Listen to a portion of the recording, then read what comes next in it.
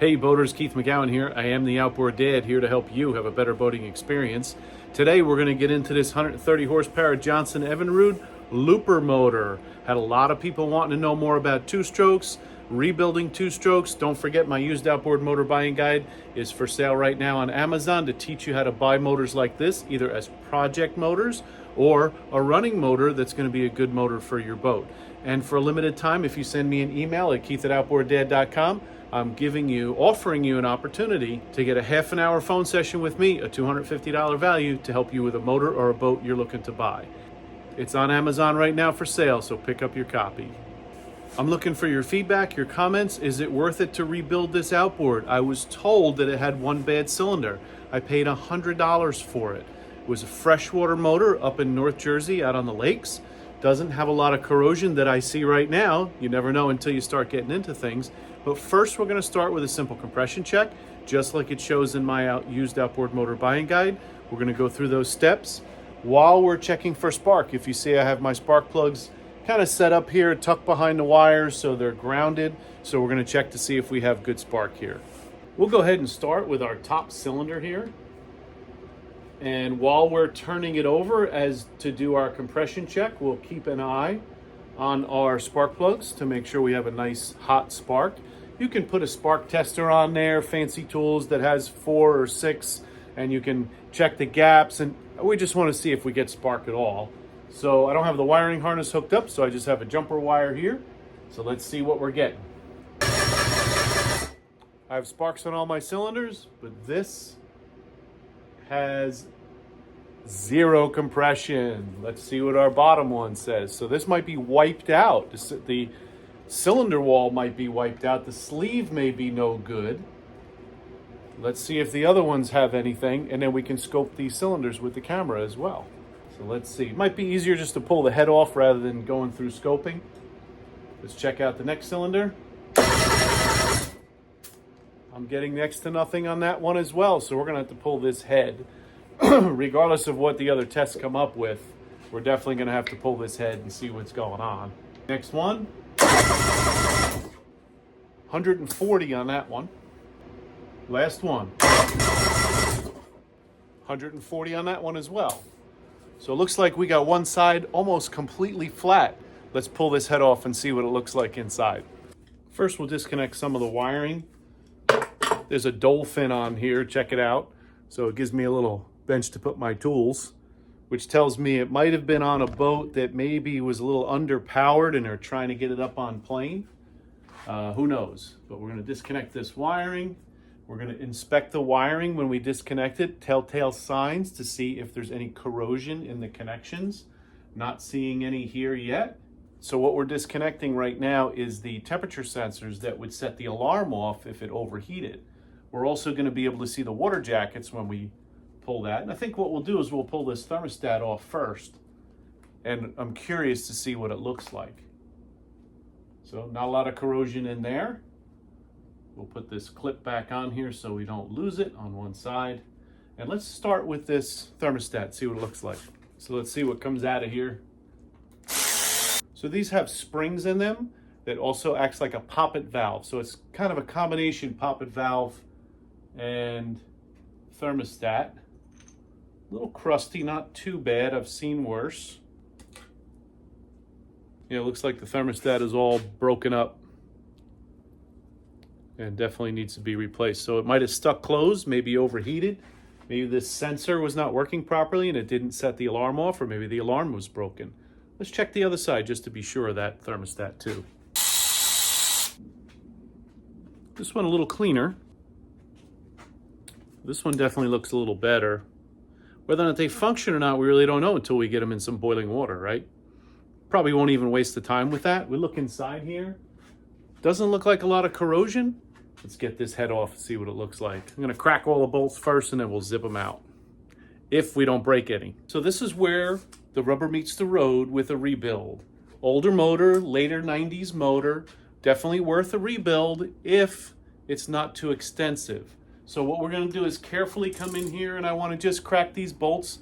Now, if they go nice and easy like that, we're good the whole way around. If they don't, and they start to give me a tough time, then I might use a little heat, right? Or I might want to try and not break them. Right now, these are all coming off pretty well. You never know until you get to the last one.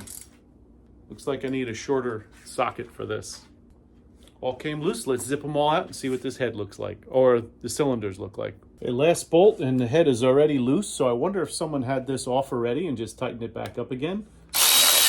Usually we have to smack it with a mallet. So let's see what this looks like. So my head doesn't look too bad. I don't see a lot of corrosion or anything in here. It looks very clean for its age. It doesn't have a lot of pitting. Not too bad. Now our cylinders, we'll kind of wipe the oil out of here. So really don't see a lot of scoring inside here. Not sure how much of that you can see. You see there's a little bit down on the bottom there, but the rest of it doesn't look too bad. There's some on the sides here. Let's rotate this and see what happens here. Now what I'm going to do here, since I have the head off, I'm going to rotate this flywheel back and forth a little bit. What I'm looking for in this inspection is I want to see if any of these connecting rod bearings or connecting rod crankshaft bearings possibly are worn out and loose, because if I can move my flywheel back and forth and my piston doesn't move, that means there's play in either the wrist pin or that connecting rod where it connects to the crankshaft. So I'm just going to kind of crack it back and forth. Just see how I'm just doing it. I'm going to angle my camera so you can see me on the flywheel a little bit too. And I'm just going back and forth, back and forth, back and forth. And if you look at those pistons, even if I just move it a hair, they're moving each time. There's no play in them. So let's crank it down and look at this upper cylinder. I'm going to wipe it out a little bit here. Again, what I'm looking for is scoring. I'm looking for any cracks. So you can definitely see some scoring in this one, but again, not severe on this side. And then similarly on the bottom on the exhaust ports there, you can see some wear. So what does that tell me? It tells me I think I got some cracked rings maybe. Let's compare to the other side that had 140 pounds. We're going to zip that off and we'll show you what that looks like next, and then we'll continue on with this inspection. Before we get to the other side, let's peel this gasket off and we'll take a look. Doesn't look like there's any blow by on the gasket at all. And again, look at the cleanliness of this.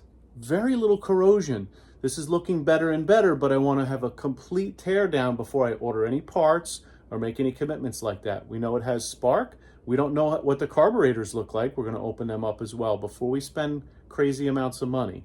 So looks really clean right now. It's a good start. And let's pop off that other side and see what it looks like. Okay, all the bolts came out without too much trouble on the starboard side. Let's get the last one out. Now this one is stuck. We're going to get a little mallet and give it a little tap. Want to keep a hand on it. Oh, here's a bolt we forgot. So I want to keep a hand on it. Now as I'm coming over here, I'm noticing where the head meets the block, I see some corrosion, like possibly some water was leaking out right here. So I wonder if this motor was overheated. So it didn't take much. And let's look at the difference.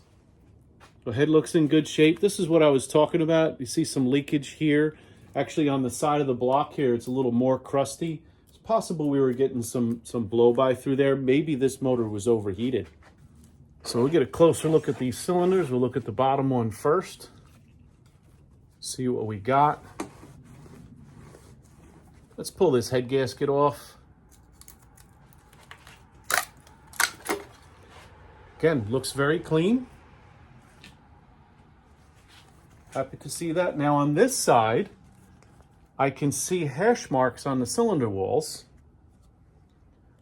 I don't see any numbers or anything. Oh, no, I do see numbers on the piston. So it is showing me its starboard side with a part number. And it looks like it says there's your exhaust side. So I can look up that part number and see if it's the original piston or if it's oversized. Usually if it's oversized, it'll say 020, 040. Not seeing that, so I'm going to assume they're original. And when I look down inside here, I can see hash marks on the cylinder wall from the original machining. And if I look nice and close all the way around, I don't see any score marks. So this one can be cleaned up. Let's check the other one. Now remember, we're going to do this test back and forth. I don't see anything bad at all. Looks like they're both moving. So I don't see any bad rod or wrist pins or connecting rod bearings. So we'll look in here. Same thing. I still see some hash marks from the original machining. We're not going to know for sure till we tear this down the rest of the way, and that's going to be our next step. Now, these bolts came out easily. Do you think the bolts are going to come out of the power head? Is this really a freshwater motor and that's why it's so clean? Everything else looks good. I did hook up the battery. My power tilt and trim switch on the side here wasn't working, but the trim does work. Let's check. So we just hook up 12 volts here, jumping out our switch, and it goes up and down without a problem. I did crank it up. There's no leaks. Power tilt and trim is good. We got spark.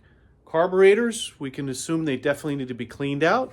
Maybe this other side got leaned out. I don't know. It's hard to tell. All the spark plugs look the same. They all had the same carbon on them and a little bit of oil on them. So my guess is this got overheated one time. Didn't really see the water pump yet. We can pull the lower unit off, but it's going to start by pulling this block. That's what we're going to do next. We're going to take the side cowlings off, and we're going to pop this block over here and get it on the workbench and do a complete tear down. I'm going to assume we have some crack rings, and that's why we're getting no compression at all. Is it possible someone had this head off and looked at it and just bolted it back on, and that's why, because the head gasket's not sealing well, and that's why we're getting almost no compression? It's pretty rare to get no compression. So next episode, we're going to get into it. Please send me your comments. Let me know what you think. Is it worth rebuilding this motor? 130 horsepower. I'm going to look up the exact year with the numbers, if the numbers are still here. I do know it's at least 1996 or newer, and maybe it was the VRO that failed because he was using the VRO pump. He also let me know he was using West Marine oil, not the manufacturer's oil, as I always recommend. What is your opinion? How did this motor fail? What do you think happened? And we're going to tear it down further to get more evidence, right? We never know everything for sure because we just bought this where he wasn't the original owner either. So we don't know everything for 100% certainty, but we're going to take enough evidence that we can to see what happens so that we can do a rebuild and have a successful running motor for somebody. I have someone who's already interested in this, so we're going to continue on with this teardown. Please like, subscribe, send me those comments, and let me know your thoughts on rebuilding this 90s two-stroke Looper 130 horsepower Johnson Evinrude motor. Have a great night.